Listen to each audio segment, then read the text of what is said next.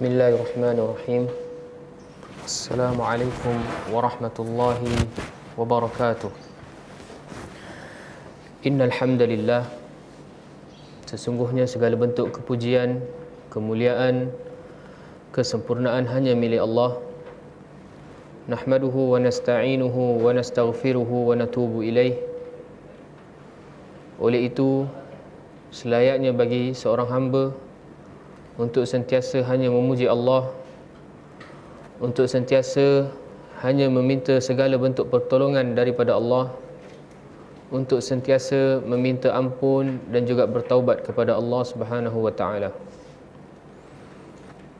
Wa na'udzu billahi min syururi anfusina wa min sayyiati a'malina.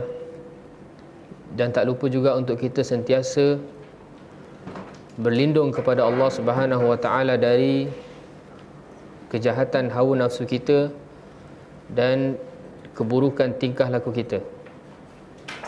May yahdihillahu fala mudhillalah wa may yudlilhu fala hadiyalah. Kerana barang siapa yang telah Allah berikan taufik hidayah atas perkenan Allah untuk dia berlindung daripada kesesatan, maka tiada siapa yang mampu untuk menyesatkannya.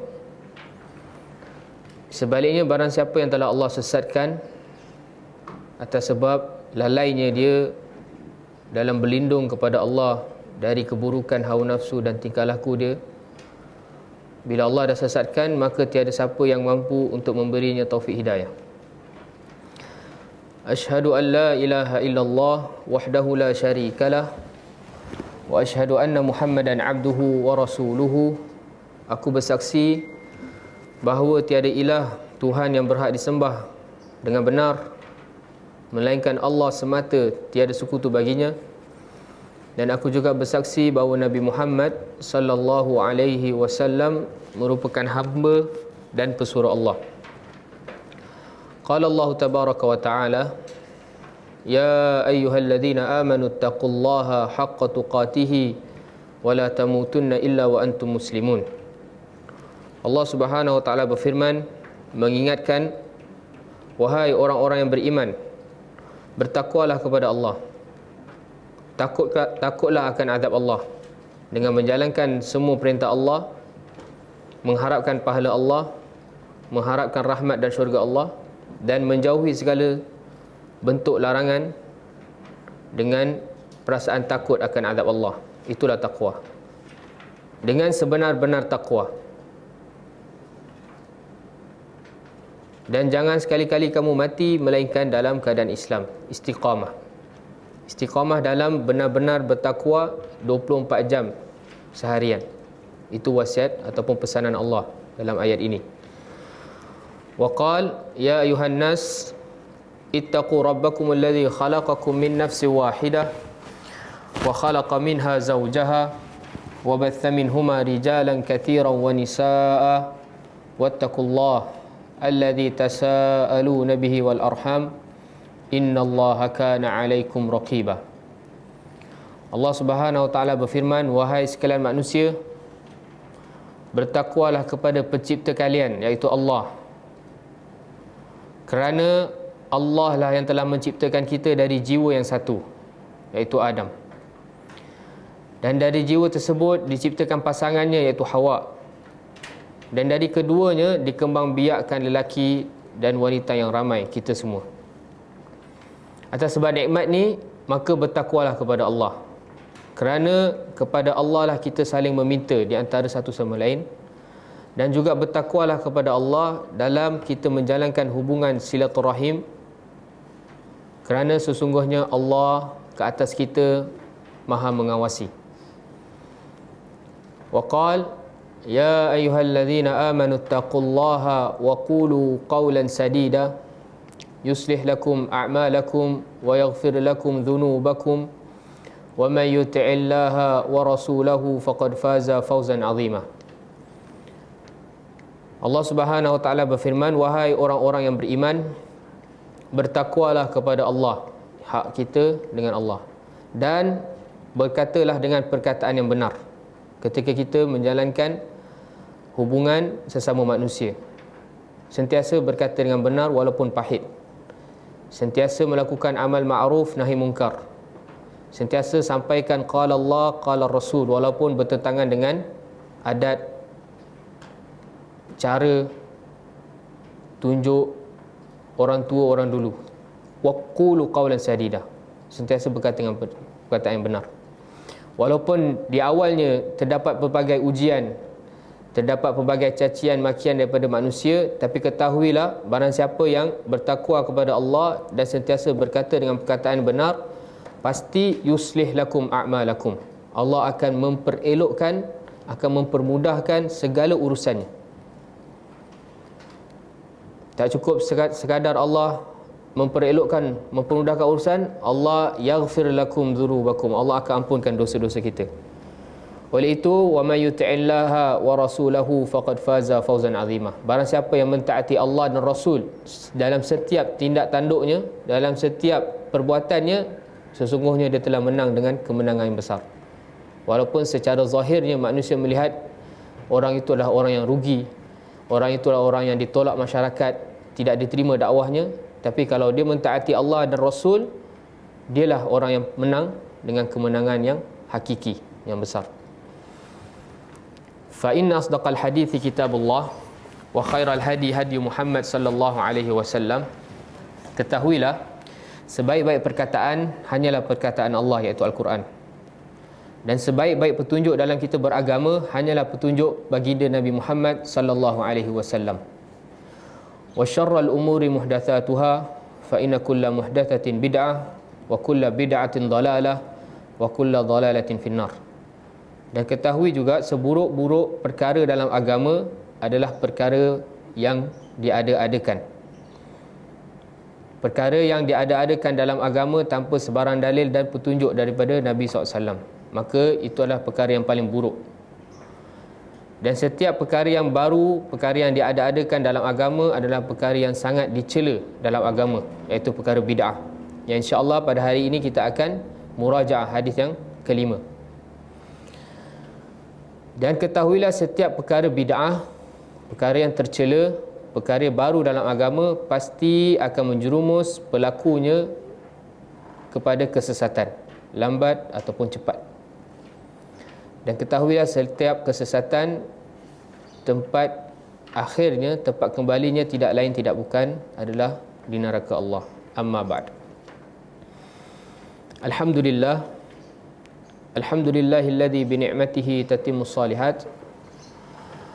Bersyukur kita kepada Allah Subhanahu wa taala kerana pada pagi Khamis ini kita masih lagi dapat meneruskan salah satu tanggungjawab kita seorang hamba di atas muka bumi ini, iaitu beribadah kepada Allah.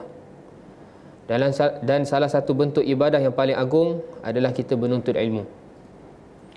Dan insya-Allah pengajian hadis pada pagi hari ini berdasarkan kitab Al-Arba'in An-Nawawiyah, 40 himpunan hadis karya Abu Zakaria Yahya bin Sharaf An-Nawawi rahimahullah. Dapat kita teruskan lagi, dan kita dah sampai hadis yang ke-9, walillahil hamd. Dan insya-Allah kita akan sambung hadis yang ke-10 setelah kita selesai ulang kaji kita. Dan alhamdulillah, minggu lepas kita dah selesai membahas hadis yang keempat, yang mana hadis ketiga kita tak bahas kerana dah termasuk dalam hadis yang kedua, hadis Umar. Hadis Ibnu Umar tentang bunyal Islamu ala khamsin kita tak bahas, tapi kita terus bahas tentang hadis Ibnu Mas'ud tentang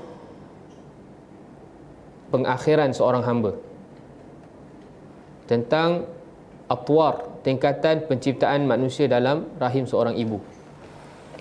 Yang mana rumusan hadis ini, rumusan hadis Ibnu Mas'ud yang dibawakan oleh Al-Imam An-Nawawi rahimahullah dalam kitab Arba'in An-Nawawiyah ini ditaruh sebagai dalam hadis yang keempat, adalah disebabkan hadis ini merupakan usul dalam kita nak memahami bentuk keikhlasan dalam beribadat kepada Allah Subhanahu Wa Taala. Okey, jadi hadis yang keempat ini merupakan rumusan dia adalah ikhlas. Rumusannya adalah ikhlas. Barang siapa yang betul-betul ikhlas, maka pasti Allah tidak akan sia-siakan amalannya. Tapi barang siapa yang walaupun secara zahirnya dia menuntut ilmu, dia baca Al-Quran, dia pergi solat 5 waktu, tetapi tidak ikhlas, fima yabdu linnas, lakukan hanya untuk tunjuk kepada manusia, pasti kelak pengakhirannya Allah akan tutup dengan su'il khatimah, wa na'udzubillah. Kan? Kerana setiap daripada kita ni dah ditentukan syaqiyun au sa'idun. Adakah kita penghuni neraka ataupun penghuni syurga? Kalau kita nak masuk penghuni syurga, apa kewajipan kita? Kita semua dah ditetapkan sebagai orang yang derita ataupun orang yang bahagia. Kalau kita nak masuk golongan orang yang bahagia, apa tanggungjawab kita? Kita kena beramal. I'malu fakullu muyassar lima khuliqalah. Beramallah dan beramallah sampai ajal mendatang. Wala tamutunna illa wa antum muslimun. Jangan sampai ajal datang melainkan kita dalam keadaan Islam, berserah diri kepada Allah. Itulah tanda kita nak jadi golongan yang saadah. Tapi kalau kita dah tahu bahawa penduduk neraka dah ditetapkan, penduduk syurga dah ditetapkan, akhirnya kita ikut hawa nafsu dan bisikan syaitan, kita cakap buat apa kita nak beramal, benda ni dah tetapkan. Itulah tanda awal orang itu adalah orang yang syaqi, derita, penduduk neraka. Boleh faham konsep dia? Okey, akidah kita, setiap manusia kecil ke besar ke, hatta di dalam janin seorang ibu, Allah dah tentukan dia penduduk syurga atau penduduk neraka. Dah tahu dah. Zakuan, Yan, Ana dan semua yang ada ni, Allah dah tentukan dah. Fulan ni penduduk syurga, amin, ataupun fulan ni penduduk neraka, na'udzubillah. Jadi kalau ada orang dah tahu benda ni, dia akan cakap, kalau Allah dah tentukan, saya belum beramal lagi, saya belum mati lagi, jadi tak apalah, kita bersandar dia dengan apa yang Allah telah tentukan. Itu petanda awal untuk dia masuk golongan yang derita. Faham? Kalau kita nak masuk golongan yang bahagia, kita dengar je hadis ni, terus kita, okey, aku nak masuk golongan yang telah Allah tetapkan kebahagiaan. Apa yang kena buat? Beramal. Beramal dan beramal. Okey, jadi kesimpulan hadis yang keempat adalah terkait dengan ikhlas. Walaupun hadis yang pertama kita dah bahas tentang ikhlas, tapi kenapa hadis yang keempat ni Al-Imam An-Nawawi bawakan lagi tentang hadis ikhlas? Siapa ada jawapan dia? Tak apalah, saya jawab dia. Jadi hadis yang pertama tu, dia lebih kepada kita kena ikhlaskan sebelum kita nak menuntut ilmu. Ikhlaskan sebelum kita nak baca hadis-hadis Nabi SAW. Bukan setakat hadis, bukan setakat buku Al-Arba'in An-Nawawiyah je Imam Nawawi bawa hadis innamal a'malu binniyat. Dalam buku Riyadhus Salihin pun, yang kita ustaz syarah setiap Jumaat tu pun, hadis pertama adalah hadis innamal a'malu binniyat. Jadi memang kebiasaan Al-Imam An-Nawawi, sebelum dia nak buka buku dia, dia nak bawa pembaca supaya jaga ikhlas, perbaharui ikhlas, sebab kita nak membaca ataupun kita nak menuntut kalam-kalam ataupun perkataan sabda Nabi SAW. Kemudian diikuti dengan hadis yang kedua, hadis Umar. Hadis Umar adalah hadis umul hadis, ibu kepada semua hadis. Jadi semua agama akan kembali dalam hadis yang kedua. Kemudian hadis yang ketiga dikuatkan lagi dengan kepentingan dalam kita nak menjalankan rukun Islam. Walaupun ketika kita bahas hadis Umar tu, kita tahu tingkat tertinggi adalah ihsan, tapi jangan lupa asas utama Islam adalah rukun Islam. Walaupun ia adalah tingkatan yang paling bawah sekali, tapi ia merupakan asas. Kemudian bagaimana kita nak beramal dengan agama Islam ni? Setelah kita dah bahas tentang rukun Islam, rukun iman, ihsan, kena buat apa dulu? Kena ikhlas. Sebab kalau kita tak ikhlas, walaupun kita buat amal soleh, amal penduduk syurga, tetapi kelak di akhir kehidupan kita akan dimasukkan, bukan kita lah, orang yang tak ikhlas akan dimasukkan ke dalam neraka Allah. Itu kesimpulan hadis yang keempat. Semoga faham insya-Allah. Okey, jadi bagaimana cara untuk kita meraih husnul khatimah? Bagaimana cara untuk kita beramal soleh pagi, petang, siang, malam, tetapi tidak disia-siakan sedikit daripada Allah? Allah menghargai semua, Allah menerima dan memberi kita husnul khatimah. Boleh buka surah Al-Kahfi ayat 30. Kita tadabbur sikit. Dah tadabbur cuti ni kan?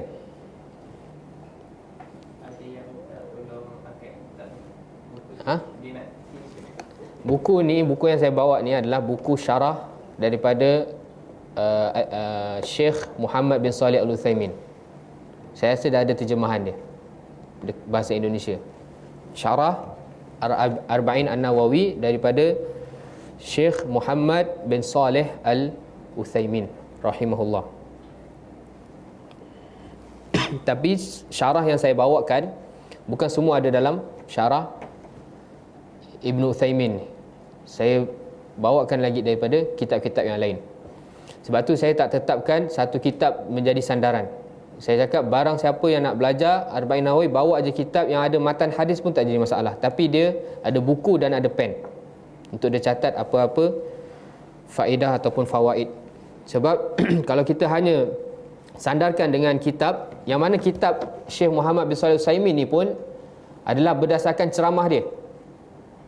Buku ni dibukukan adalah berdasarkan ceramah dia. Jadi para ulama mengatakan, kalau kita nak beli buku untuk menjadi rujukan, buku yang terbaik adalah buku penulisan ulama. Ulama tu dia tulis sendiri. Dia habiskan waktu untuk menulis buku. Tapi boleh je kita ambil faedah, tapi dari buku yang ulama tu tak tulis, tapi dia bagi ceramah, orang tulis, dia pindahkan ke buku. Itu pun bermanfaat, tapi manfaat dia agak sedikit kurang berbanding ulama yang habiskan waktu dia untuk menulis. Sebab kalau orang dia bagi ceramah, kadang ada ilmu yang dia ingat, ada yang dia lupa. Betul tak? Tapi kalau orang tu dia tulis, dia menulis, dia akan kumpul semua dalil, dia akan kaji, dia akan bahas, baru dia tulis. Jadi buku syarah Ibn Utsaimin ni adalah buku yang dihasilkan daripada ceramah Syekh rahimahullah, kemudian ditulis oleh pelajar dia, kemudian dibukukan setelah kewafatan dia rahimahullah. Jadi bukan saya cakap jangan beli semua syarah, tapi kalau boleh baca semua. Jangan hanya bersandarkan dengan satu buku sahaja. Okey, buka surah apa tadi? Al-Kahfi ayat 30.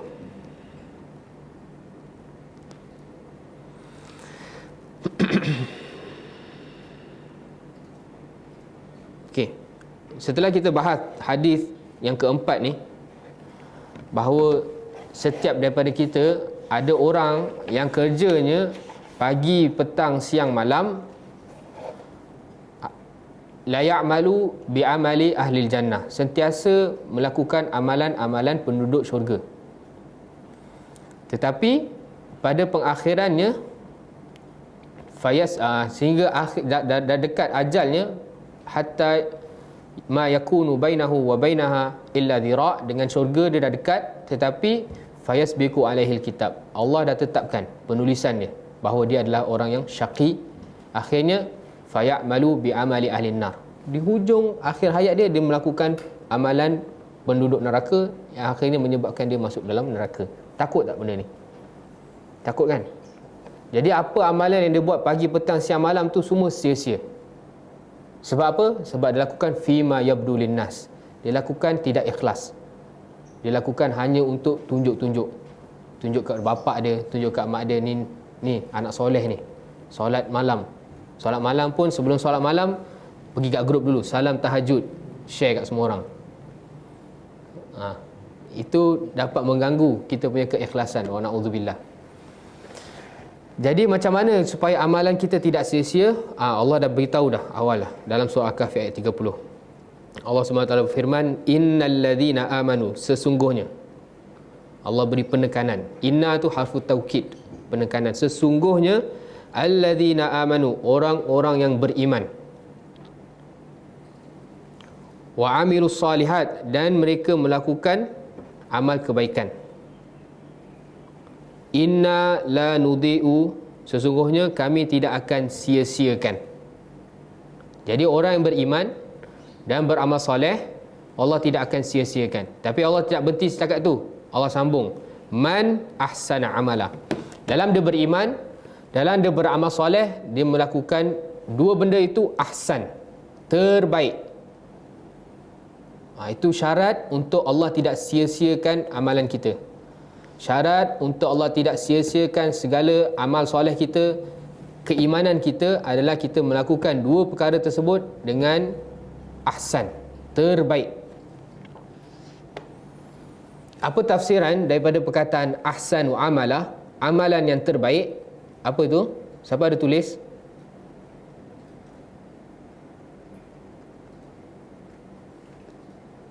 Dan ditafsir oleh seorang tabi'in, ahsanu amala adalah akhlasuhu wa aswabuhu. Amalan, keimanan, amal soleh yang terbaik, yang pasti tidak akan Allah sia-siakan adalah akhlasuhu wa aswabuhu, yang paling ikhlas dan yang paling menepati sunnah Nabi SAW. Itu dua syarat dia. Jadi tak guna orang melakukan amal soleh betul-betul ikhlas kerana Allah, bukan kerana manusia. Tapi sayangnya amal soleh dia tidak bertetapan dengan amal baginda Nabi Muhammad SAW. Allah akan sia-siakan amalan dia. Kita akan belajar insya-Allah. Kita akan meraja fahuwa raddun, maka akan ditolak, amalan tersebut sia-sia. Tapi tak guna dia ikut sunnah Nabi SAW, tapi dia lakukan bukan kerana ikhlas. Akhirnya dia akan ditutup dengan su'ul khatimah. Fayasbiku alaihil kitab, dan Allah Maha mengetahui apa isi kandungan dia. Adakah dia ikhlas ataupun tidak ikhlas, akhirnya dia akan fayadukhulun nar. Jadi soalannya, bagaimana cara untuk kita melakukan segala bentuk amal soleh dan keimanan kita tidak disia-siakan Allah? Bagaimana caranya? Bagaimana Yan? Supaya semua amal soleh kita, keimanan kita ni yang kita buat tidak disia-siakan Allah, maknanya Allah terima dan akhirnya menyebabkan kita menjadi penghuni syurga. Bagaimana cara dia? Penuh keikhlasan dan bukan, penuh keikhlasan dan mengikuti sunnah Nabi SAW. Dua syarat tu. Sebab tu betul-betul lepas hadis yang ke-4 ni, Imam Nawawi bawa hadis yang ke-5, hadis Aisyah. Hadis usul dalam nak memahami perkara yang bid'ah. Boleh faham Jadi setiap hadis dia ada kait dengan hadis yang lain. Itulah bijaknya Al-Imam An-Nawawi rahimahullah. Sebab tu kitab dia ni Arba'in Nawawiyah ni diterima semua kelompok dekat atas dunia Islam ni terima dia punya buku untuk dijadikan sebagai rujukan. Pergilah mana-mana masjid mesti ada belajar Arba'in Nawawi, betul tak? Pergilah mana-mana sekolah, nak sekolah yang tak sunnah ke, sekolah sunnah ke, akan baca kitab Al-Arba'in Nawawi. Okey, jadi kita masuk hari ini, kita bahas ataupun kita murajaah hadis yang ke-5. An Ummul Mukminin Ummi Abdullah Aisyah radhiyallahu taala anha qalat qala Rasulullah sallallahu alaihi wasallam man ahdatha fi amrina hadha ma laysa minhu fahuwa raddun. Rawahu Bukhari wa Muslim wa fi riwayatil Muslim wa fi riwayati li Muslim man amila amalan laisa alaihi amruna fahuwa raddun. Okey, hadis yang kelima ini adalah pelengkap bagi hadis yang keempat. Yang mana hadis keempat merupakan ikhlas. Hadis yang kelima adalah usul dalam kita nak memahami perkara ittiba', mengikuti Nabi SAW dan menjauhi perkara yang baru dalam agama. Daripada Ummul Mukminin, ibu kepada orang-orang yang beriman. Kenapa isteri-isteri Nabi digelar sebagai ibu kepada orang-orang yang beriman? Agak-agak kenapa Yan? Semua isteri Nabi SAW digelar sebagai Ummul Mukminin, ibu kita, sebab kita orang beriman. Sebab mereka telah menjadi isteri bagi Nabi Muhammad SAW. Agama ni sampai bagaimana boleh sampai kat kita? Dengan wasilah Nabi Muhammad SAW. Jadi Nabi Muhammad SAW adalah sumber agama berdasarkan wahyu daripada Allah. Jadi isteri bagi Nabi Muhammad SAW merupakan ibu dalam kita nak beragama. Sebab tu isteri Nabi SAW setelah wafatnya Nabi, haram bagi orang-orang beriman untuk kahwin. Sebab dia dah sama derajat dengan haramnya kita kahwin dengan ibu. Ibu kita secara nasab dan ibu kita secara agama mukmin pun diharamkan bagi sahabat untuk kahwin dengan isteri-isteri Nabi SAW. Jadi Aisyah Ummul Mukminin Ummi Abdillah. Jadi kunyahnya Aisyah apa?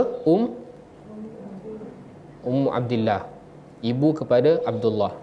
Siapa ingat lagi kenapa Aisyah dikunyakan dengan kunyah Abdillah? Sedangkan dia tak ada anak, tapi kenapa dia ada ibu kepada Abdullah? Siapa ada jawapan dia? Kita murajaah ni. Kalau murajaah bukan daripada guru je, kena daripada pelajar juga. Ibu kepada semua mukmin, lebih tepatnya tadi Ummul Mukminin. Itu gelaran. Memang gelaran bagi semua isteri-isteri Nabi adalah Ummul Mukminin. Tapi kunyah Aisyah adalah Abdillah. Kita baru datang pelajar baru ni.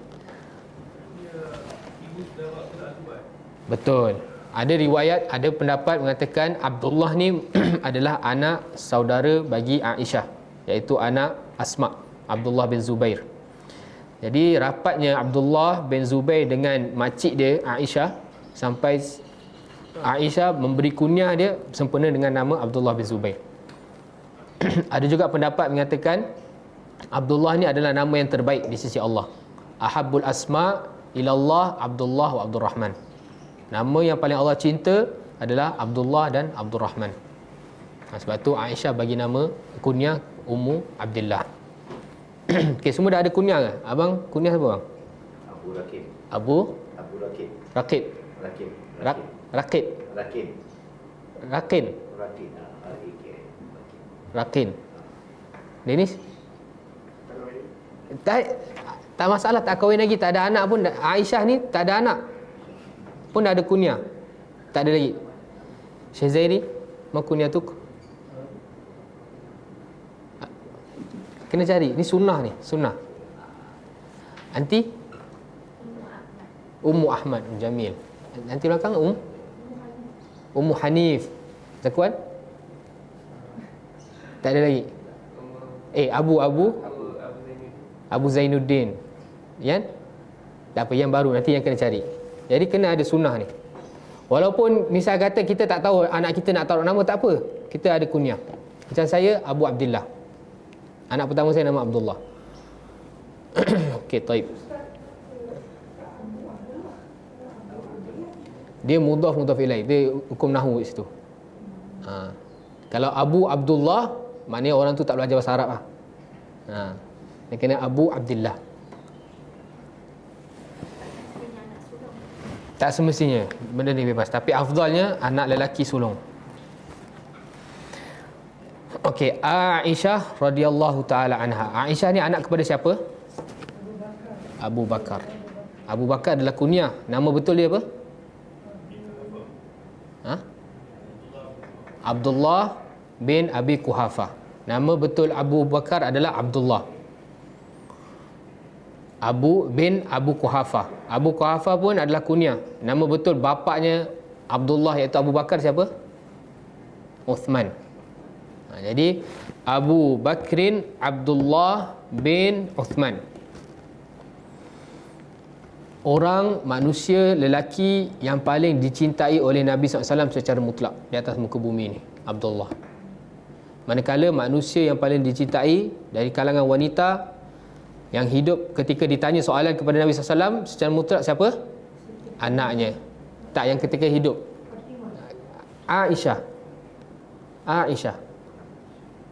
Sahabat tanya jelas, man ahabbu nas, barang siapa orang yang paling kau cinta ya Rasulullah SAW. Kenapa sahabat ni tanya kepada Nabi SAW? Ada hikmah dia. Dalam hadis sahih, seorang sahabat tanya, wahai Rasulullah, siapa orang yang paling kau sayang, kau cinta? Tapi ada hikmah kenapa sahabat tu tanya kepada Nabi SAW. Siapa jawapan dia? Supaya kita beritahu bila kita tahu tu apa Nabi cinta pada orang tu, kita beritahu orang tu buat apa amalan dia. betul tapi kurang tepat. Dia ada sebab khusus. Kenapa tiba-tiba sahabat ni datang kat Nabi, tiba tanya, Nabi, siapa yang paling kau cinta? Siapa? Kenapa? Kenapa Dennis? Tiba-tiba Dennis pergi sekolah lah. Tiba-tiba ada seorang wanita solehah datang. Dennis, kenapa? Siapa yang Dennis paling suka? Agak-agak kenapa perempuan tu tanya Dennis macam tu? Ha? Ha? Saja-saja nak tahu? Tak. Jadi hikmah dia, sahabat tu setiap kali dia bertemu dengan Nabi SAW, dia akan dapati bahawa Nabi SAW ni penuh dengan senyuman, penuh dengan kasih sayang. Tengok dia macam, ya Allah, Nabi ni suka aku ke ni? Itulah Nabi bertemu dengan para sahabat. Tak ada jumpa dengan Nabi ada muka bengis. Nabi tak suka aku. Dia tak pernah jumpa macam tu. Setiap kali dia bertemu dengan Nabi, dia melihat wajah Nabi, seakan-akan Nabi melihat dia dengan, Nabi ni paling suka aku ke? Sebab tu dia perasan. Dia tanya, Nabi siapa yang orang paling kau sayang? Lepas tu Nabi sebut apa? Nabi jawab apa? Aisyah. Tak, Nabi dari kalangan lelaki. Abuha, bapak dia. Lepas tu dah ada stop. Oh, bukan aku. Tapi memang itulah akhlak Nabi SAW. Jadi pengajaran dia bagi kita apa? Senyumlah. Sebab tu tabassumuka liwaji akhika sadaqah. Benda yang paling simple, Allah bagi kita pahala sedekah, iaitu kita melakarkan senyuman kepada saudara kita. Okey, Aisyah radhiyallahu taala anha, semoga Allah meridainya, qalat, dia berkata, qala Rasulullah sallallahu alaihi wasallam, Nabi sallallahu alaihi wasallam bersabda, man, barang siapa, secara umum, tak kira dia ulama ke, dia wali Allah ke, dia habib ke, dia tok syekh ke, siapa je, semua masuk dalam kataan man ni. Hatta para sahabat pun. Ahdatha fi amrina hadha, yang melakukan perkara yang baru. Ahdath ni benda yang tidak ada contoh di sebelumnya, daripada perkataan hadath.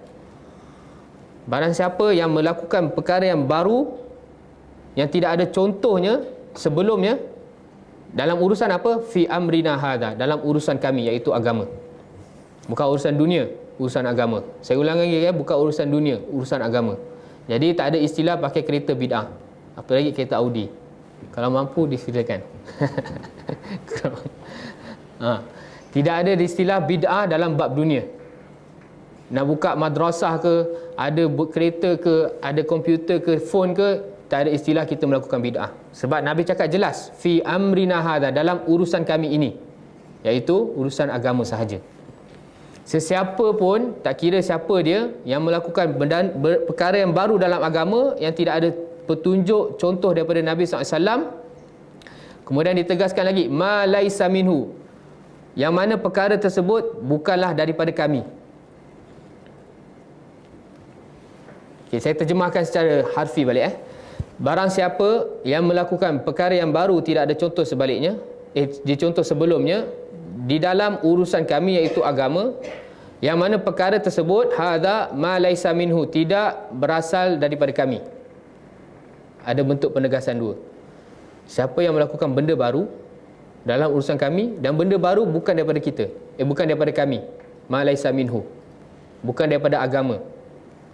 Yang mana kalau kita tengok ma laisa minhu, bukan daripada agama, dia dah terjemahkan dalam perkataan ahdath, baru.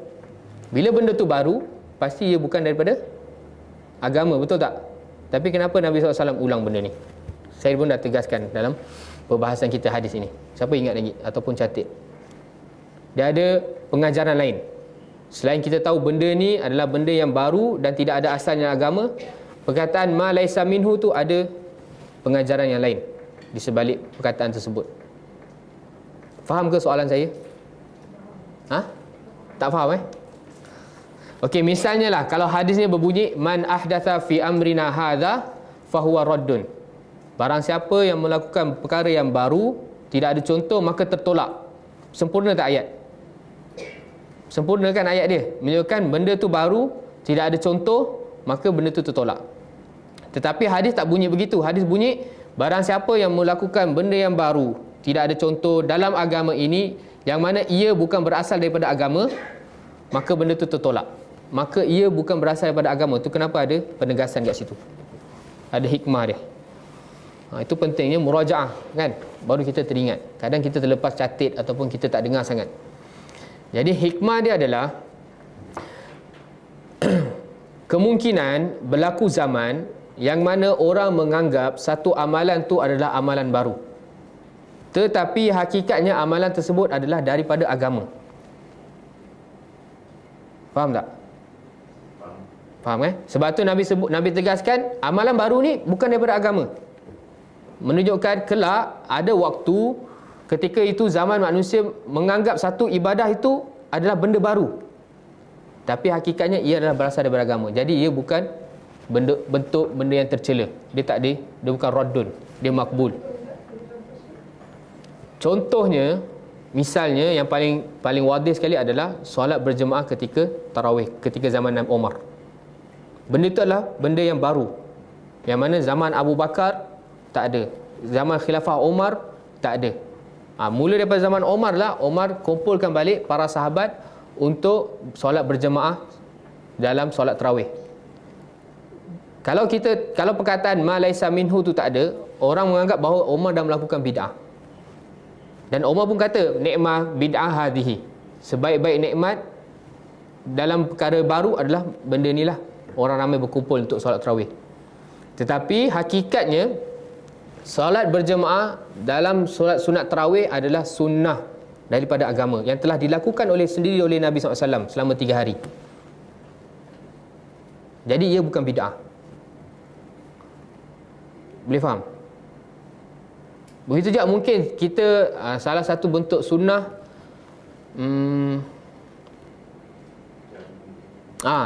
salah satu bentuk sunnah adalah jadi bergerak ketika tahiyat.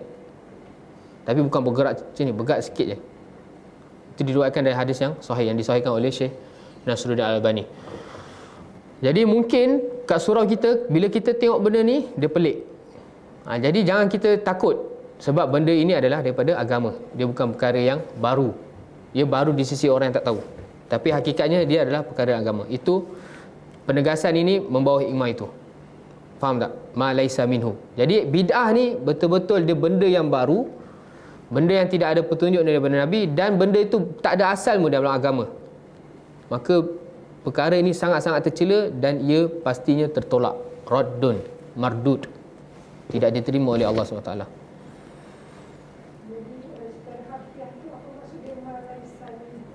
Apa-apa perkara yang ahdas tu, laisa tu fi'il bagi perkara ahdas, dia bukan daripadanya. Minhu, hu tu kembali kepada amruna, urusan kami, iaitu agama.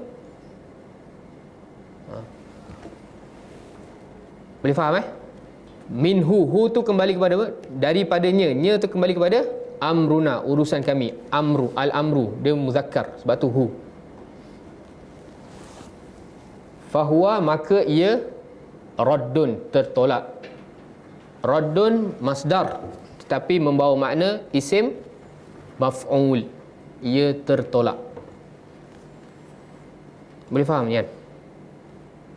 Faham Jadi setiap perkara dalam agama, dalam urusan agama baru, tidak ada petunjuk, tidak ada contoh, tidak ada dalil, dan ia bukan daripada agama, maka ia benda yang tercela. Sebab setiap benda yang tertolak, tidak diterima, adalah benda yang tercela.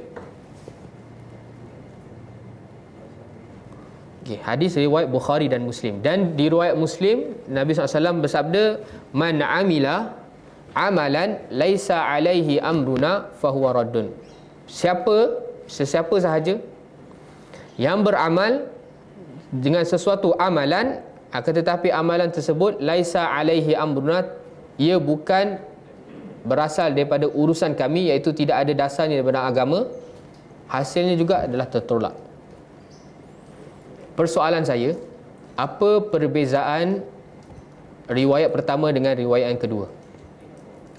Kalau kita terjemahkan, sama juga, benda baru dalam agama ataupun beramal dengan amalan yang baru dalam agama. Tetapi ada perbezaan di situ. Soalannya, apa perbezaannya? Siapa boleh jawab? Mungkin pelajar yang online. Apa perbezaan perkataan ahdatha dengan amila? apa pengajarannya? Jadi dua lafaz ni menunjukkan tentang kesempurnaan Islam dalam menjaga benda-benda yang tidak ada petunjuk daripada Nabi SAW. Setiap sudut, tidak ada dalil.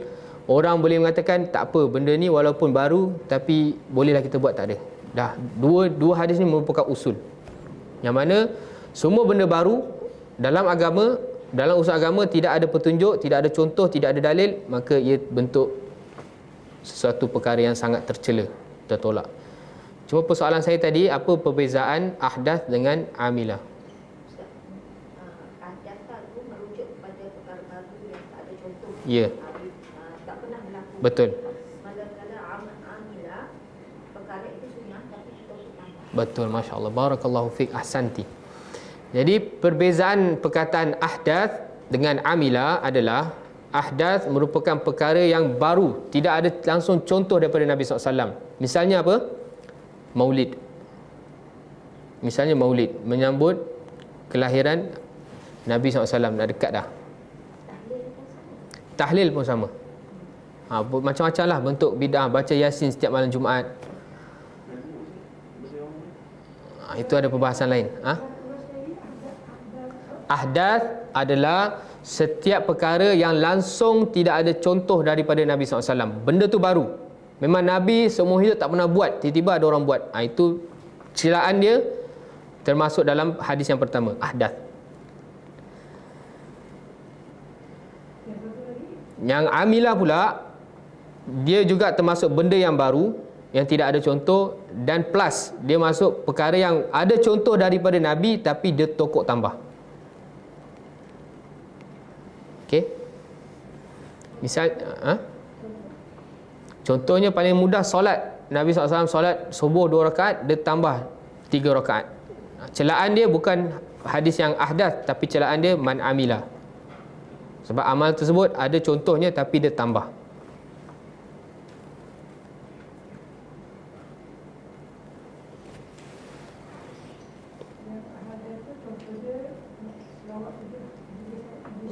Majlis maulid, apa-apa bentuk benda yang memang tak ada asalnya daripada Nabi SAW, lepas tu kita buat, maka itu termasuk benda yang muhdath.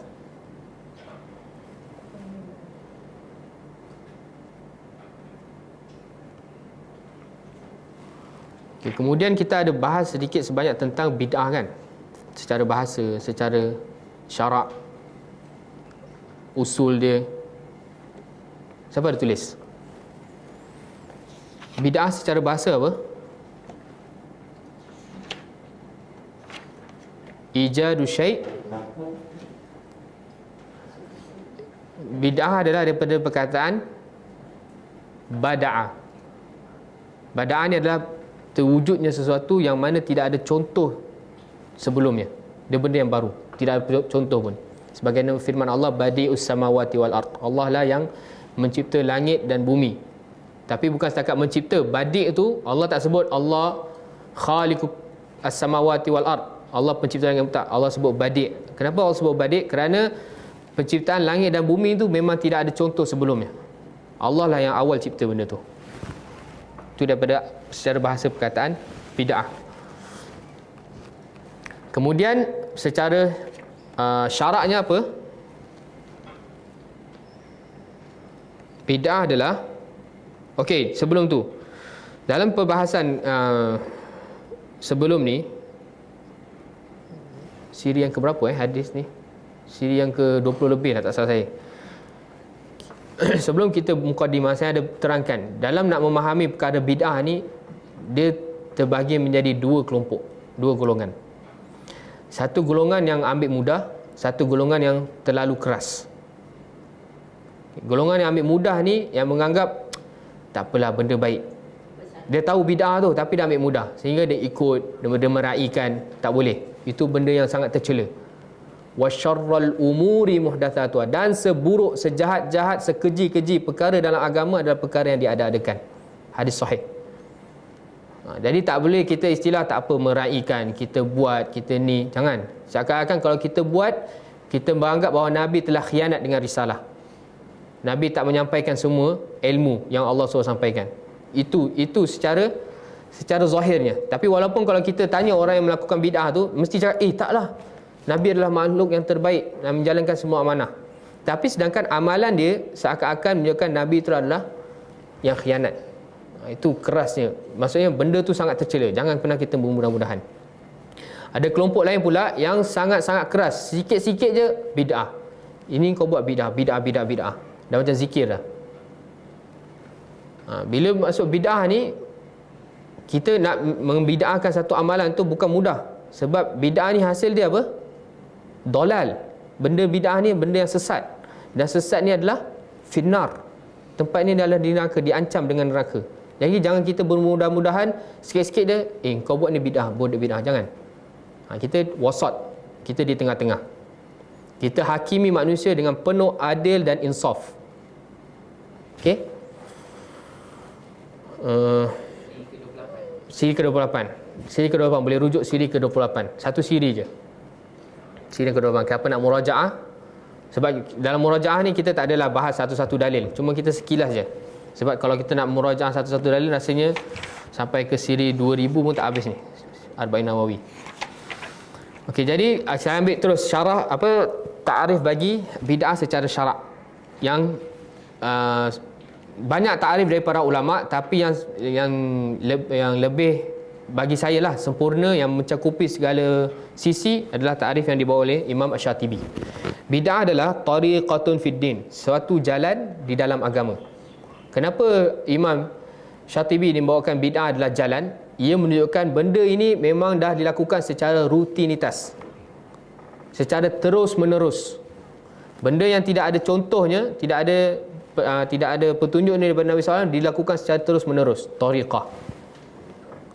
Tapi kalau orang kadang buat sesuatu benda yang bukan sunnah, tapi dia tak menjadikan ia sebagai rutinitas, ia belum masuk kategori bid'ah. Dia baru khilafus sunnah. Dia menyelisih sunnah. Contohnya macam pada Jumaat baca surah sejadah. Itu perbahasan lain juga. Itu sunnah. Tapi dia boleh masuk bid'ah apabila satu sunnah diwajibkan. Itu boleh jadi bid'ah. Itu perbahasan lain. Cuma saya nak bahas kat sini adalah tariqah ni, perkataan tariqah, jalan. Misalnya, jadi benda bid'ah, benda yang tercela, benda yang baru dalam agama, dia beza dengan khilafus sunnah, menyelisih sunnah.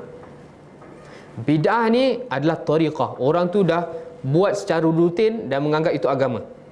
Khilafus sunnah ni kadang dia melakukan amalan ni bukan secara rutinitas. Kadang dia melakukan tetapi amalan tersebut rupanya menyelisih sunnah. Contohnya apa? Berdoa setelah solat. Berdoa setelah solat. Okey, doa tu sendiri kita boleh lakukan bila-bila masa. Nak lakukan awal tahun ke, akhir tahun ke, pertengahan tahun ke, suku tahun ke, boleh. Doa bila-bila masa. Sekarang kita nak berdoa pun boleh. Cuma bila setiap habis solat kita berdoa, maka itu adalah perkara yang menyelisih sunnah. Sebab lepas solat sunnah dia apa? Berzikir, bukan berdoa. Doa tak cukup dalam solat. Okey. Jadi kalau ada seseorang dia setelah solat dia berdoa, jangan terus kita menghukumi engkau telah buat benda yang bid'ah. Sebab benda bid'ah ni bukan main-main benda yang tercela dalam agama. Salah satu dosa besar. Jangan. Sebab kemungkinan orang yang buat doa setelah solat, baru hari tu dia doa sebab dia ada benda yang mungkin dia nak berdoa, dia nak ada masalah sangat, lepas solat aku nak berdoa minta. Mungkin ketika itu macam tu situasinya. Cuma apa yang kita boleh tegur orang tu, kita cakap dengan dia, lepas solat sunnahnya adalah kita berzikir, beristighfar. Allahumma antas salam, subhanallah 33 kali, ayat kursi, surah Ikhlas dan sebagainya. Lepas tu setelah tu Allah nak berdoa. Kau nak berdoa lebih baik ketika sujud dalam solat-solat sunat. Kita tegur macam tu betul. Perbuatan berdoa setelah solat menyelisih sunnah, itu betul tepat. Tapi kalau ada orang yang memang melakukan doa setelah solat sebagai satu rutin dan menganggap ia sebahagian daripada agama, itulah baru benda bid'ah.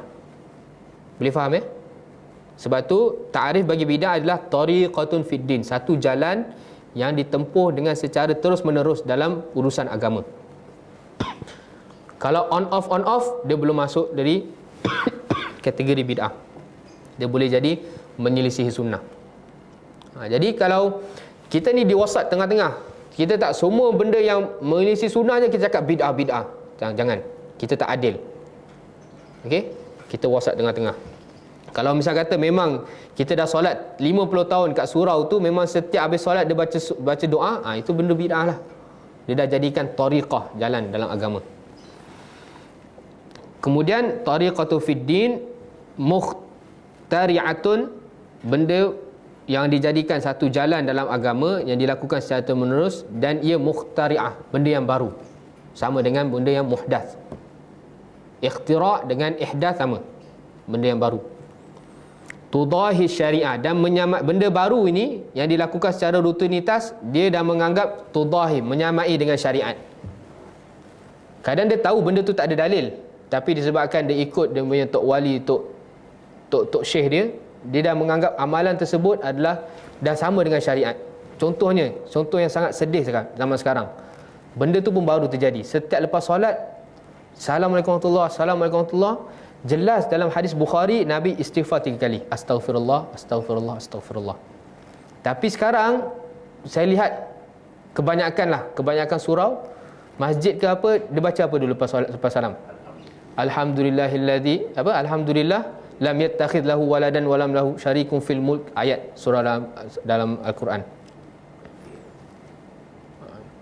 Ini dah benda yang baru, yang mana orang-orang yang baca ni mesti kalau kita tanya dalil, dia takkan ada dalil. Bahkan saya dah cari kat internet, cari kat fatwa negeri sekian yang kuat dalam bab-bab macam ni, dia pun cakap tak ada dalil.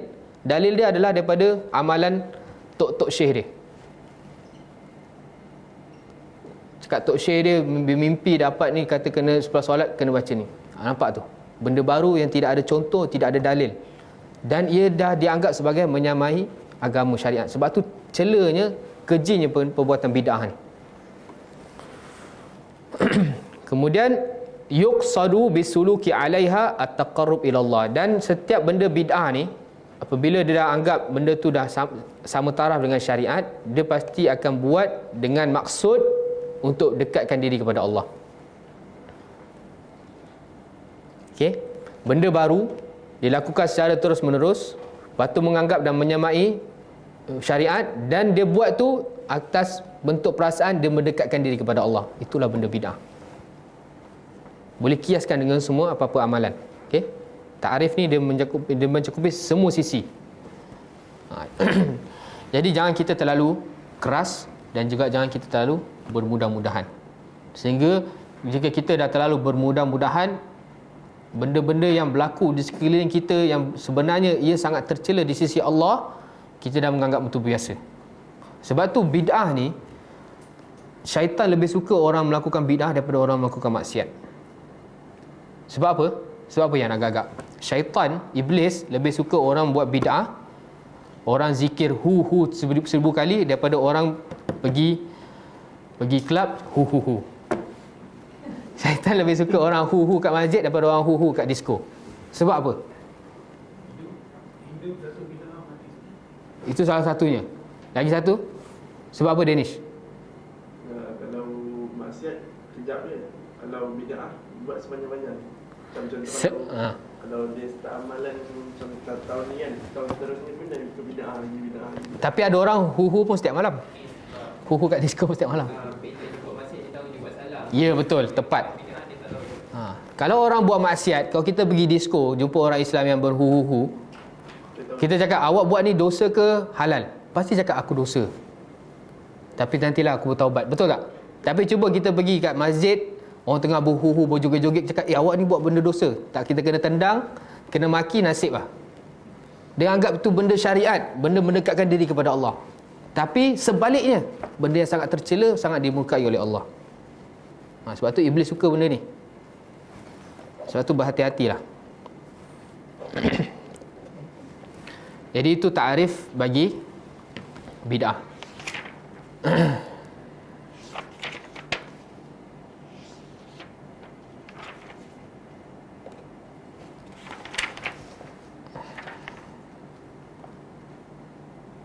Okey, jadi kesimpulan dia, dalam setiap kita nak beramal, dalam setiap kita nak beribadah, kita kena lihat 6 perkara ni. Adakah 6 perkara ni ada dalil khusus yang mengatakan memang ia dilakukan oleh Nabi, maka kita boleh lakukan. Kalau memang tidak ada dalil khusus, sebaiknya kita tinggalkan. Takut kita terjerumus benda yang bidah. Apa 6 perkara tu? Perkara yang pertama adalah sebab. Perkara pertama adalah sebab.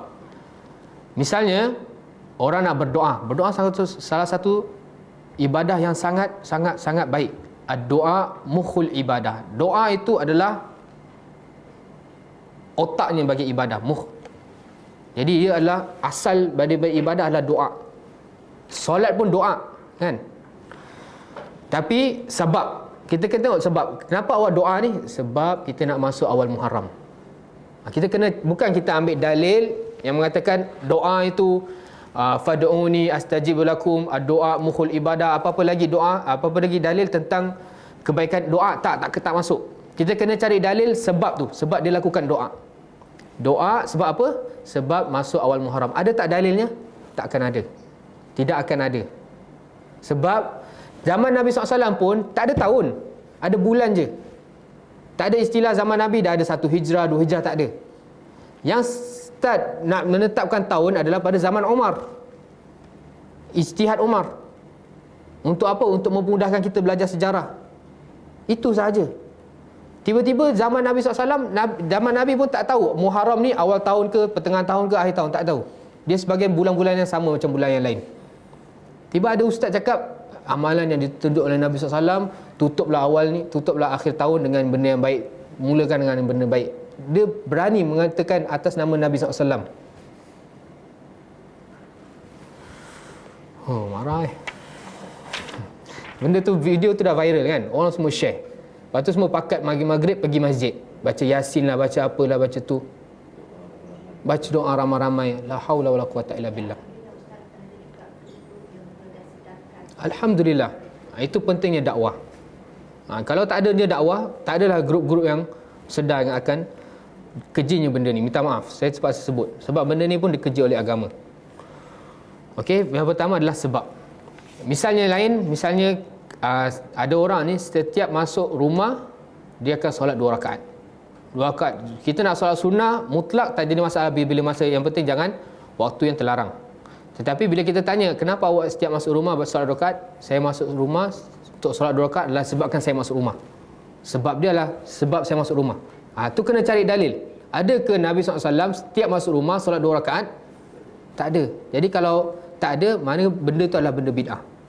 Jangan bila kita tanya, bawakan dalil awak solat 2 rakaat disebabkan masuk rumah, dia bawa fadilat dalil tentang solat mutlaqah, tentang banyaknya sujud, orang yang banyak sujud lebih tinggi derajatnya, tu tak masuk. Misal lain pula, pada satu pagi ni orang semua berselawat kepada Nabi SAW. Lepas tu adalah ceramah tentang sirah Nabi SAW. Lepas tu adalah berlaku perarakan, buat majlis, buat makan-makan. Baik, benda tu baik. Benda itu mengeratkan hubungan. Benda itu mengingatkan kita kepada Nabi SAW, perjuangan Nabi. Selawat, satu selawat kita beri 10 selawat. Tapi sebab, kita nak sebab tu. Kita tak nak dalil. Lepas tu dilakukan sebab apa? Kita tanya sebab apa awak buat semua ni? Sebab kita nak menyambut kelahiran baginda Nabi Muhammad SAW. Bagi saya dalil sebab awak buat semua ni, Nabi buat. Takkan jumpa. Jadi janganlah awak bawa dalil kelebihan selawat, kelebihan mengingati Nabi SAW, kelebihan puasa Isnin. Itu semua tak masuk. Itu bukan dalil untuk menghalalkan sebab awak buat benda-benda ni. Boleh faham jadi dalam kita nak beribadah, kita tengok sebab. Okey, masuk masjid solat 2 rakaat. Sebab apa? Sebab masuk masjid. Ada tak dalil? Tak ada. Tahiyatul masjid. Okey, yang kedua, jenis. Jenis. Misalnya orang nak berkorban, tapi jenis dalam dia nak berkorban dia pakai kuda. Diterima tak amalan dia? Tak diterima. Jadi jenis dia kena sama dengan apa yang dicarikan oleh Nabi SAW, iaitu unta, lembu ataupun kambing. Jenis. Itu jenis. Yang ketiga, kadar dia. Kadar. Contoh paling senang adalah solat. Kadar solat yang ditetapkan oleh Nabi, solat subuh adalah 2 rakaat. Tapi dia cakap solat subuh 2 rakaat ni cepat sangat.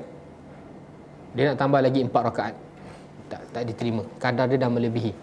Begitu juga wuduk. Nabi cakap wuduk paling banyak pun 3 kali. Kalau 4 kali, sesungguhnya dia telah asap, telah buat buruk.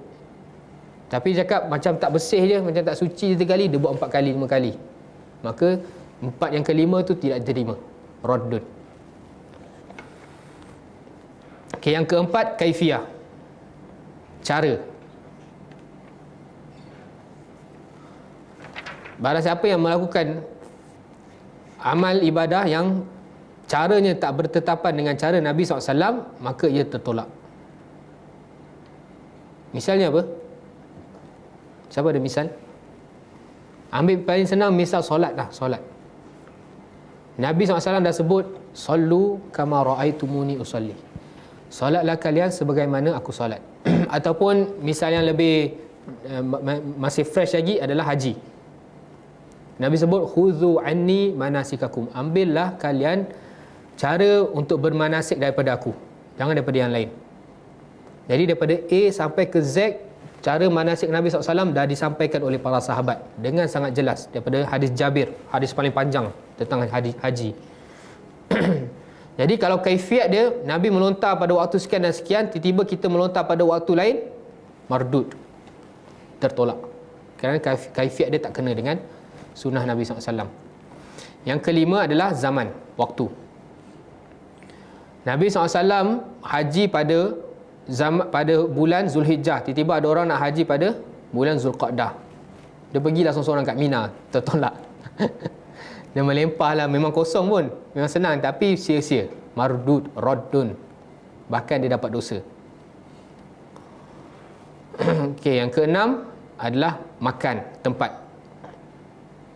Nabi SAW umrah dan haji di Mekah. Tiba dia umrah dan haji dekat mana? Dekat kat mana-mana lah, dekat Iran, kat Istanbul, kat Iran kan ada orang buat Kaabah kan. Itu makan tu dah menyelesaikan Nabi SAW.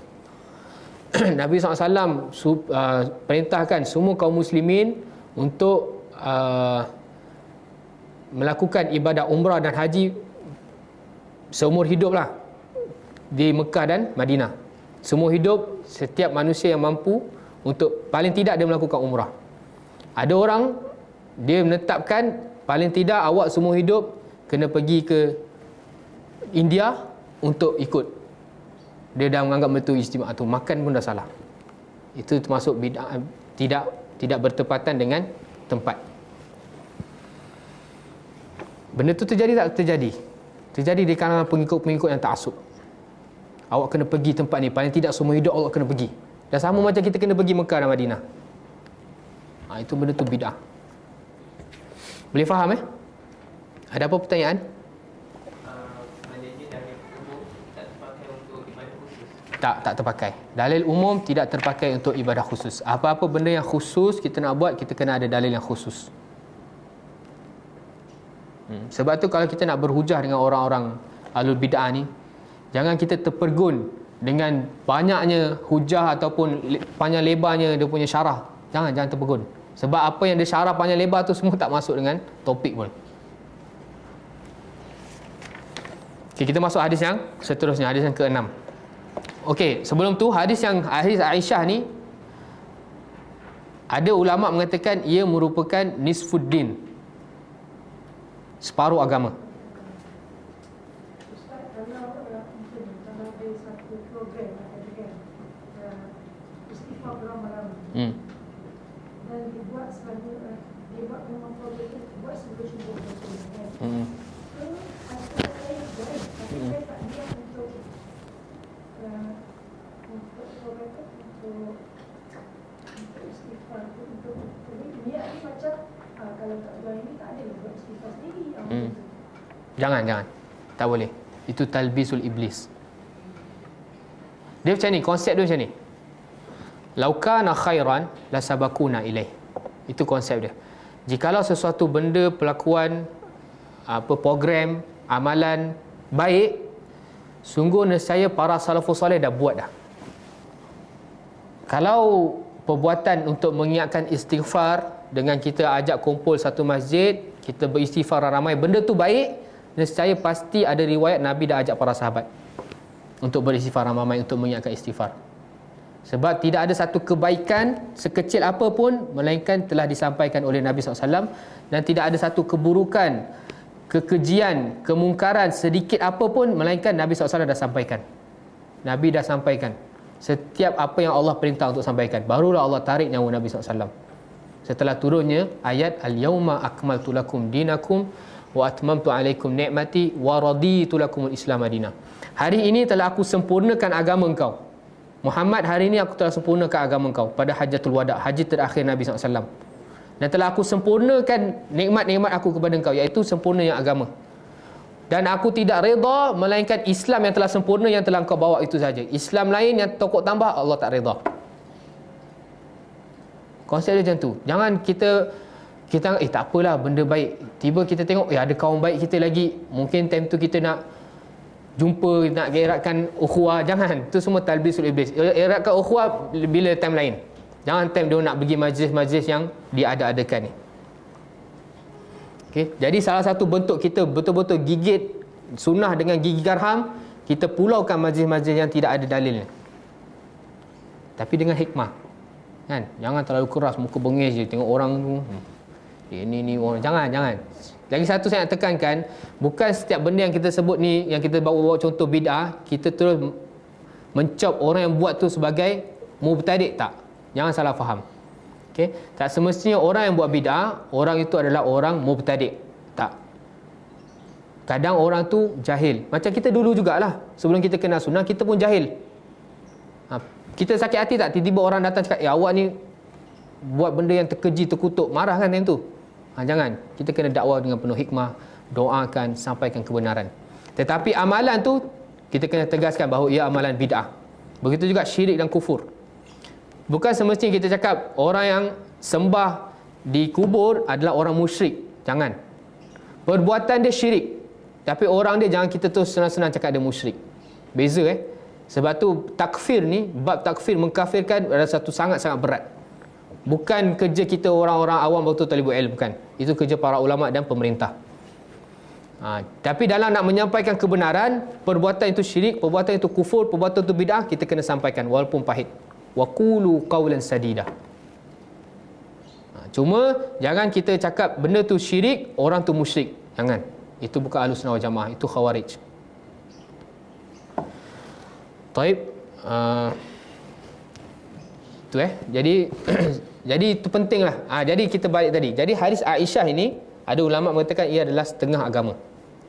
Jadi agama ni terbagi menjadi dua. Hadis Aisyah dan hadis apa? Siapa tulis lagi? Hadis innamal a'malu binniyat, hadis ikhlas. Hadis Aisyah, hadis innamal a'malu binniyat adalah kalimah la ilaha illallah, tauhid lawan dia syirik, manakala hadis Aisyah adalah Muhammad Rasulullah, sunnah lawan dia bid'ah. Itu masuk ulama. Tapi ada ulama mengatakan hadis Aisyah merupakan sepertiga agama. Hadis yang pertama adalah hadis innamal a'malu binniyat, hadis kedua adalah hadis Aisyah, hadis ketiga adalah hadis Nu'man bin Bashir, hadis yang kita akan merajaah ni sekejap lagi. Al halalu bayyin wal haramu bayyin. Jadi syarah dia macam mana? Macam mana boleh terbagi menjadi tiga? Hadis Umar innamal a'malu binniyat adalah tauhid. Hadis Aisyah adalah sunnah. Hadis innamal a'malu binniyat adalah syariat, halal haram, muamalah. Okey? Ada yang tanya kat itu, Ustaz, kalau orang yang menetapkan zikir tu mesti baca zikir tertentu pada hari tertentu dan jumlah tertentu, macam ni? Tak boleh. Benda yang tertentu tu kita balik pada benda yang 6 tu. Sebab, qadar, kaifiah, makan, tempat, zaman, tu semua kena ada dalil. Bila sebut tertentu, kita kena bawakan dalil yang tertentu, baru kita boleh amalkan. Kalau kita tak ada dalil, lebih baik dan sangat-sangat baik untuk kita tinggalkan. Kita kalau ni 72 doa ni yang betul-betul dah ada sunnah pun kita tak teramalkan satu hari, betul tak? Ada tak siapa yang boleh jamin dengan saya, Ustaz 100% daripada muka surat 1 sampai muka akhir saya dah amalkan satu hari? Baru 72. Ni tiba nak amalkan yang 1000, yang beratus-ratus. Yang kau tanya dalil, tak ada dalil pun. Nampak tak? Talbisul iblis. Sebab tu kena beli buku ni. Okey, jadi kalau jadi sepertiga agama adalah, yang ketiga adalah hadis al-halalu bayyin wal haramu bayyin. Sebab tu al-Imam An-Nawawi bawakan ia dalam hadis yang ke-6. Hadis ini merupakan hadis usul dalam nak memahami semua muamalat dalam agama. Boleh faham Okay, kita baca dan kita merajaah secara ringkas. An Abi Abdullah An-Nu'man bin Bashir, dari bapanya Abdullah. Jadi kunyahnya Nu'man bin Bashir siapa? Abu Abdullah. Radhiyallahu taala anhuma. Kenapa anhuma? Untuk dua orang, sebab bapaknya Bashir pun Islam. Semoga Allah meridai keduanya. Dia berkata, Nu'man berkata, sami'tu Rasulullah sallallahu alaihi wasallam yaqul, aku mendengar langsung daripada Rasul sallallahu alaihi wasallam, baginda bersabda, innal halala bayyinun wa innal harama bayyinun wa bainahuma umurun mushtabihat la ya'lamuhunna katsirun minan nas. Nabi SAW nak beritahu kita, sesungguhnya benda yang halal dah jelas, sebagaimana jelasnya kehalalan air putih, sebagaimana jelasnya kehalalan nikah, sebagaimana jelasnya kehalalan daging kambing.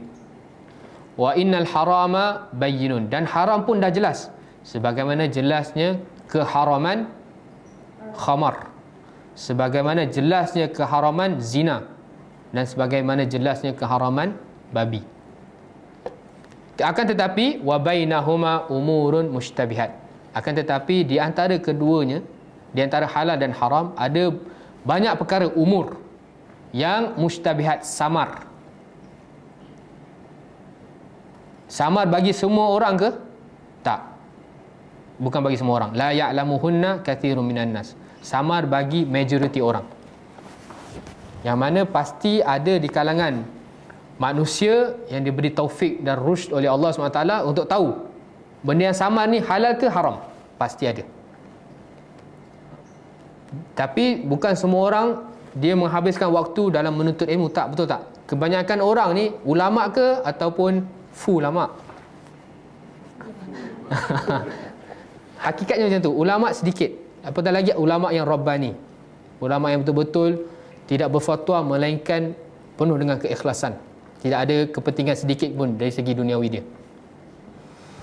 Sebab tu Nabi SAW sebut la ya'lamuhunna katsirun minan nas. Benda yang samar-samar ni antara halal dan haram, tak ramai yang tahu.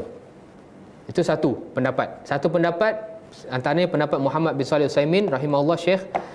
Maksud Nabi SAW la ya'lamuhunna katsirun minan nas, tidak tahu, ramai yang tidak tahu dan juga ramai yang tahu. Maknanya balance.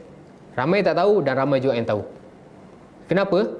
Kenapa Syekh rahimahullah boleh keluarkan faedah yang macam ni? Sebab perkataan kathir tu. Nabi tak sebut akthar, Nabi sebut kathir. Jadi tak semestinya bila Nabi sebut ramai yang tak tahu menunjukkan yang tahu tu sedikit. Tak semestinya. Melainkan Nabi sebut la ya'lamuhunna aktsaru minan nas. Tu kalau Nabi sebut aktsar, dah benda tu dah tak perlu nak dipertikaikan. Memang orang yang tak tahu lebih ramai. Okey.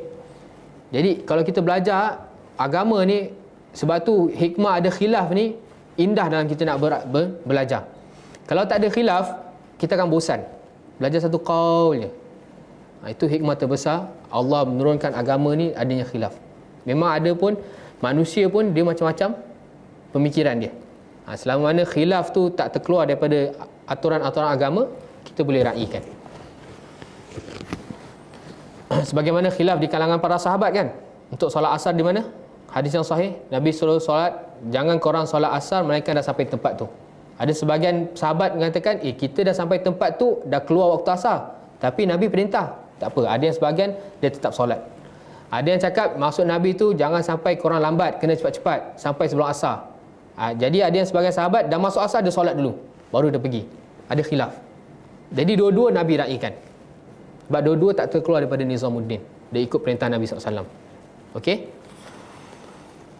Okey, la ya'lamuhunna katsirun minan nas. Jadi benda-benda syubhat ni tidak ramai yang tahu. Jadi dalam masa kita 24 jam kehidupan kita yang berdasarkan agama ni, berdasarkan muamalat ni, ada yang halal, kita tahu halal, jelas. Ada yang haram, kita tahu haram, dan pasti ada yang antara kita, ni halal ke haram? Mesti main, betul tak? Jadi apa tanggungjawab kita? Apa jalan keluar dia? Ni Nabi SAW beritahu. Wa faman ittaqa syubhat faqad istabra li dinihi wa irdi. Barang siapa yang menjauhi diri dia daripada benda-benda yang syubhat, yang dia belum jelas lagi, sungguhnya dia telah berlepas diri, dia telah mensucikan diri dia dari sisi agama dan juga kehormatan dia. Jadi kalau benda ni terjadi dalam kehidupan kita, dari bentuk apa-apa pun, ni halal ke tak halal ke haram, lepas tu phone pula mati, tak boleh nak call ustaz ke, tak boleh nak tengok share Google ke apa kan. Apa yang kita kena buat? Kita berlepas diri dulu. Kita berlepas diri dulu. Itulah perintah Nabi SAW. Kerana bila kita berlepas diri, first kali kita dah berlepas diri daripada agama kita. Macam mana berlepas diri daripada agama? Benda tu masih samar. Kalau kita tetap lakukan, tibalah benda tu haram, kita dah buatlah benda yang haram. Yang kedua, kehormatan. Benda tu ada, kita tak tahu, bukan boleh jadi orang yang lihat kita buat tu dia tahu. Dia tak tahu. Saya ulang balik. Kadang benda tu syubhat bagi kita, tapi tak semestinya syubhat bagi orang sekeliling kita. Mungkin kita time tu tak tahu ni halal ke haram, tapi mungkin jiran kita dah tahu tu haram dengan hadis, dengan dalil yang jelas. Tiba kita buat juga, akhirnya kehormatan kita jadi bualan manusia. Fulan dah buat benda haram lah. Jadi apa tanggungjawab kita bila berdepan dengan benda syubhat? Jangan risau, walaupun tak ada nak call ustaz ke, tak boleh nak mesej Ustaz Muin ke siapa ke, berlepas diri dahulu. Jangan terburu-buru. Sebab apa? Faman waqa'a fi syubhat waqa'a fil haram. Nabi sebut jelas, barang siapa yang terjerumus dalam benda-benda syubhat, sesungguhnya dia telah terjerumus dalam perkara yang haram. Apa makna dia? Sedangkan dia tak tahu dalil lagi, tapi kenapa Nabi sebut benda haram? Sebab benda tu boleh jadi menjerumus kepada benda yang haram. Itu satu.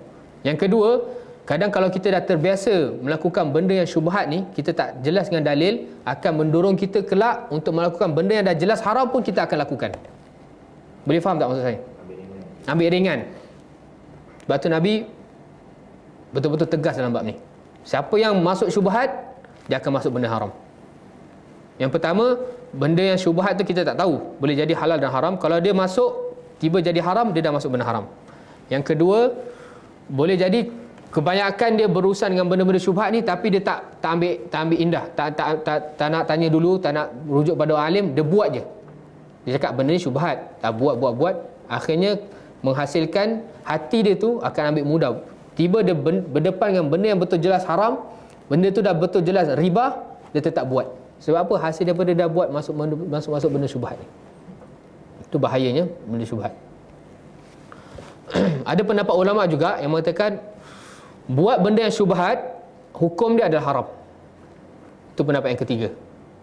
Walaupun kita tak tahu, boleh jadi benda tu halal, tapi kalau kita tak tahu dan kita tetap buat, haram. Jadi ada 3 pendapat. Ingat nanti minggu depan saya tanya. Lepas tu Nabi bagi pemisalan. Nabi bagi pemisalan supaya kita lebih faham. Maksudnya kalau kita tak tahu benda halal, kenapa haram? Kan? Kok halal ke?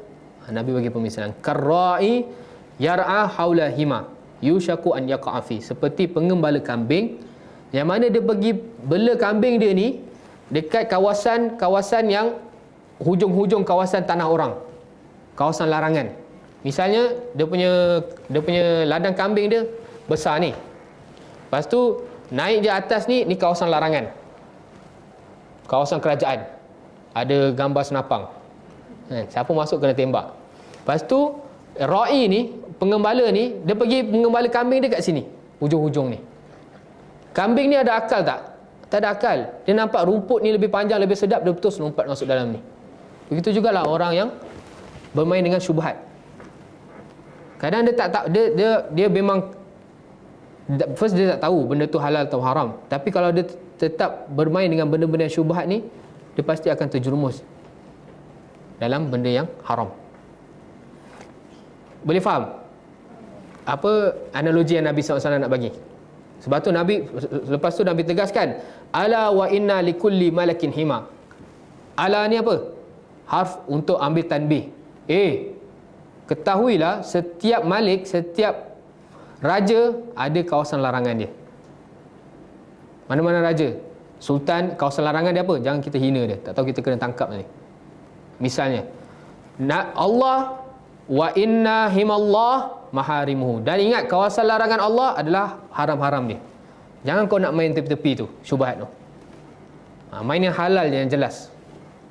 Kalau tiba kita terdorong kawasan larangan Allah ni, cepat-cepat kita tinggalkan. Faman ittaqa syubhat faqad istabra li dini wa irni. Okey. Jadi itu, setelah Nabi dah bagi benda yang jelas, halal jelas, haram jelas. Tapi hakikatnya antara dua ada benda yang samar. Jadi kita kena buat apa Nabi? Tinggalkan. Bila kau tinggalkan syubhat, kau dah jaga agama dan kehormatan kau. Sebab apa? Siapa yang bermain dengan syubhat, takut dia terjumus dengan benda haram. Lepas tu Nabi bagi lagi analogi. Benda tu dah jelas bagi analogi. Sebagaimana pengembala kambing yang mengembala kambing di kawasan-kawasan dekat larangan. Dan ingat, setiap pemilik ada kawasan larangan dia. Setiap raja ada pemilik. Dan Raja Malikul Mulk Rabbul Alamin, Allah Jalla Jalalu, kawasan larangan dia adalah yang Allah telah haramkan. Jangan kita nak bermain, beranikan diri nak main hujung-hujung. Lepas tu Nabi SAW tegaskan, wa inna fil jasadi mudghatan. Ketahuilah, dalam badan kita ni ada satu daging, mudghah. Kita dah belajarkan mudghah kan dalam hadis Ibnu Mas'ud. Apa yang dimaksudkan mudghah? Daging yang sebesar kita boleh masuk dalam mulut. Kecil daging dia. Tetapi kecil daging ni bukan sebarang kecil. Kecil-kecil cili padi. Idza salahat salaha jasadu kullu. Jika benda ni baik, daging ni baik, nescaya semua tubuh badan dia baik. Mata dia akan baik, telinga dia akan baik, pergerakan dia akan baik, otak dia akan baik. Wa idza fasadat fasada jasadu kullu. Tapi kalau hati dah terlepas kata daging ni rosak, maka rosaklah semua badan dia. Dia melihat benda yang merosakkan dia, mendengar benda-benda yang rosak, melakukan perkara-perkara yang rosak. Apa daging tersebut? Hati. Orang yang beriman, orang yang dah tadabbur Al-Quran, orang yang bijak pandai, dia lebih pentingkan hati dia daripada otak dia. Sebab hati lebih penting daripada otak. Hakikatnya masyarakat kita ni didik anak-anak dia, bahkan diri dia sendiri, dia lebih pentingkan apa? Otak dia. Kan, belajar tinggi-tinggi, belajar macam-macam, tapi hati dia tu sudah banyak titik hitam dah. Titik hitam, benda haram dia buat. Dia tak perhatikan hati. Sedangkan hati ni yang paling penting. Hati ni benda yang paling utama Nabi sebut. Jika hati kita baik, kita akan jadi orang yang baik. Kita akan jadi orang bertakwa, orang yang beriman. Kita akan tak ada terjerumus sedikit pun hati kita nak buat benda yang haram, apatah lagi benda yang syubhat. Itu kaitan dia. Kaitan bahagian terakhir dengan tentang syubhat. Jadi akal fikiran manusia ni, soalannya akal fikiran manusia ni terletak dekat otak ke hati? Ya ke? Bukan akal kat otak ke? Hati. Betul? Dalil dia? Tak boleh berkata tanpa dalil. Okey, buka surah Al-Hajj ayat 46. Surah Al-Hajj ayat 46. Betul, jawapan dia adalah hati. Akal kita terletak pada hati. Kalau baik hati kita, nescaya segala tindak tanduk kita akan baik. Kita ada akal. Kita orang yang berakal.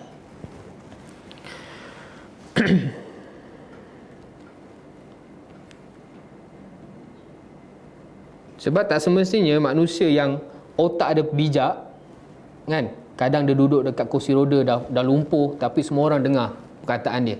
Betul tak? Orang kafir dah lumpuh, tapi orang boleh dengar fatwa dia, apa bing bang apa tu kan. Tak semestinya akal dia hebat, dia yang baik, tak. Hati dia dah busuk, hati dia dah teruk di sisi Allah. Sebab tu dia menafikan Tuhan. Sebab tu akal kita sebenarnya terletak di dalam hati. Sebab tu perhatikanlah amalan hati, bukan hanya sekadar kita nak perhatikan otak kita saja. Al-Hajj 46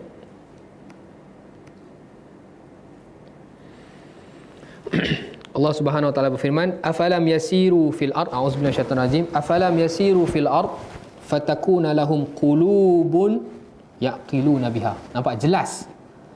Jelas Allah beritahu yang berakal, yaqiluna biha, yang berfikir, yang berakal apa? Muh ke kulub? Allah sebut kat sini kulub ke muh ke ra's? Ra's tu kepala, muh tu otak. Allah sebut kulub. Adakah orang-orang kafir Quraisy ketika dia berjalan pergi ke Syam ataupun pergi ke Yaman dalam nak berdagang, dia punya hati ni tak boleh nak fikir ke? Dia tengok Allah dah azab kaum Nabi Saleh dekat Yaman, Nabi Hud. Dia nampak depan mata, tapi dia tak boleh berfikir ke benda ni? Hati dia kat mana? Itu maksud Allah. Tapi kita nak ambil wajud dalalah dia apa? Hati yang berfikir, bukan otak. Okey. Okey, dalil yang kedua boleh buka surah Qaf ayat 37.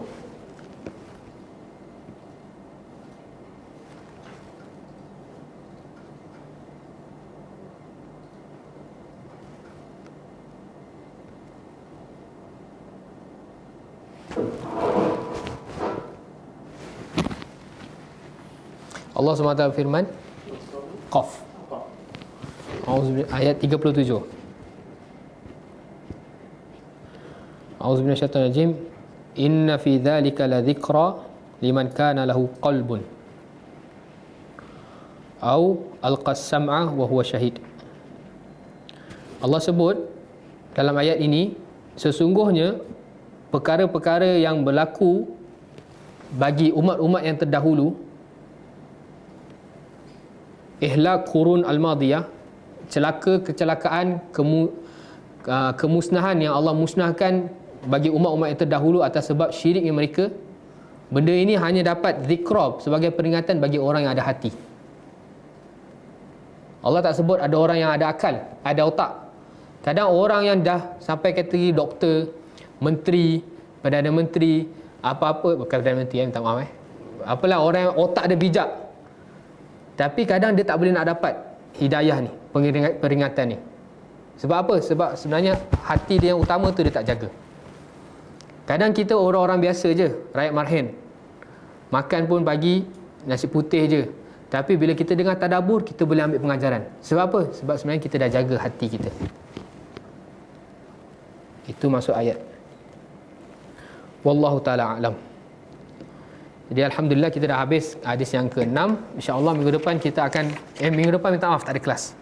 Minggu satu lagi kita akan habiskan 7, 8, 9. Settle. Baru kita akan masuk hadis yang baru insyaAllah. Wallahu ta'ala a'lam. Ada apa pertanyaan? Tak ada. Semoga Allah Subhanahu Wa Ta'ala menjadikan hati-hati kita hati yang bersih, supaya semua badan kita, tindak tanduk kita, penghilatan, pendengaran kita bersih. Semoga Allah Subhanahu Wa Ta'ala pun menjadikan kita orang-orang yang sentiasa ikhlas dalam beramal dan sentiasa berusaha untuk mengikuti segala semua petunjuk Nabi sallallahu alaihi wasallam. Kita tutup majlis kita dengan tasbih kafarah. Subhanakallahumma wa bihamdik, asyhadu an la ilaha illa ant, astaghfiruka wa atubu ilaik.